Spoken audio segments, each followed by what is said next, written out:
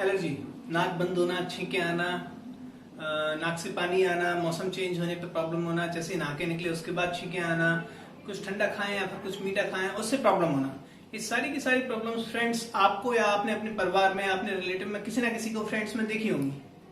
और यदि आपने देखी होंगी तो देखा होगा कि जिसको भी ये एलर्जी प्रॉब्लम थी बड़ा परेशान रहता है, छींकों के मारे ना कहीं वो आ सकता, ना जा सकता, ना कहीं कुछ खा भी सकता, काफी सारी परेशानी होती है। तो आज हम बात करेंगे कि आखिर में इस परेशानी का क्या कारण है और क्या सॉल्यूशन है। ये दो चीजें। सबसे पहले हम बात करते हैं कि इसका कारण क्या है। देखिए, हमारे नेजल म्यूकोजल मेम्ब्रेन को और इस पूरे के पूरे सिस्टम को यदि कंट्रोल कोई करता है ब्रेन में, तो वो करता है ब्रेन में हमारे सेरेब्रम के जो फ्रंटल पार्ट है, फ्रंटल पार्ट में एक पर्टिकुलर एरिया होता है जो कि इसको कंट्रोल करता है।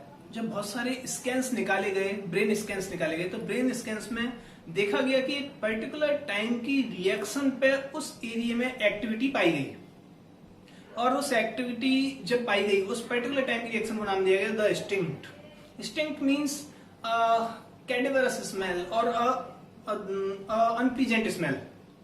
तो अनप्लीजेंट स्मेल से क्या तात्पर्य है हमारा? देखिए, ब्रेन, आपको मैंने इससे पहले भी वीडियो में बता चुका हूं कि ब्रेन हमारा मास्टर है और पूरी बॉडी इसकी स्लेव है।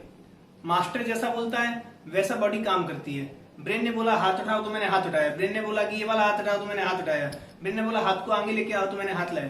तो ब्रेन जैसा बोलता है वैसा बॉडी फॉलो करती है। तो ब्रेन को जब अनप्लीजेंट सिचुएशन फील हुई, अनप्लीजेंट सिचुएशन कुछ भी हो सकती है हमारी लाइफ में, कोई बहू है जो कि अपने ससुराल में आई तो इन लॉज से, अपने हस्बैंड से उसे अनप्लीजेंट सिचुएशन फील हुई, ऐसी सर्कमस्टांसेस में रही जो कि उसके लिए अनप्लीजेंट थी। एक बच्चा जो कि स्कूल जाता है तो टीचर्स के सामने उसका जो प्रेजेंटेशन रहता है, टीचर्स के द्वारा उसको अनप्लीजेंटनेस फील होता है। एक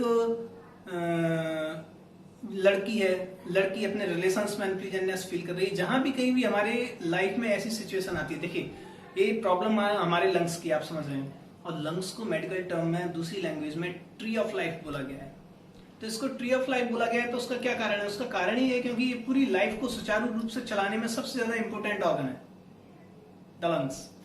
तो जब भी कभी हमें अपनी लाइफ को चलाने में ऐसी अनप्लीजेंटनेस फील होती है तो जो हमारी सेंसिटिविटी होती है वो सेंसिटिविटी बढ़ के हाइपर सेंसिटिविटी हो जाती है।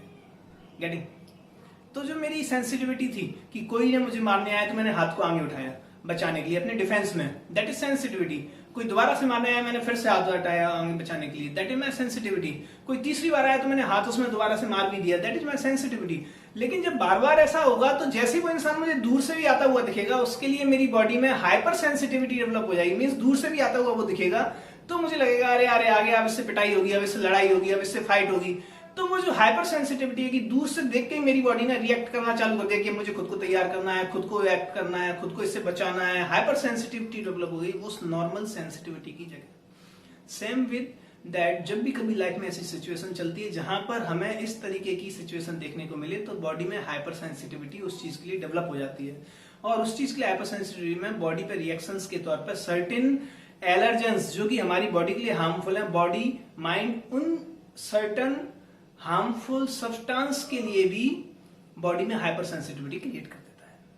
अब वो चाहे डस्ट से हो, चाहे पॉलन ग्रेन से हो, चाहे वो स्मोकिंग से हो, चाहे फिर वो मौसम चेंज होने से हो, वेदर का एडेप्टेंसी प्रॉपर ना होने से हो, इन सारी की सारी चीजों में हमें एलर्जी देखने को मिलती है।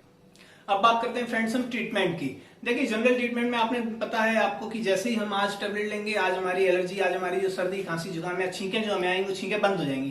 कल फिर टैबलेट लेंगे हम एंटी हिस्टामिनिक और एंटी एलर्जिक, तो कल फिर से दोबारा से छींकें बंद हो जाएंगी। जब तक हम टैबलेट ले रहे हैं तब तक हमारी छींकें बंद है, जब तक हम टैबलेट ले रहे हैं तब तक हमारी जो भी हाइपर सेंसिटिविटी है बॉडी की वो बंद है। लेकिन जैसे ही मैंने एक दिन दो दिन टैबलेट छोड़ी, अगेन वो स्टार्ट हो जाती है।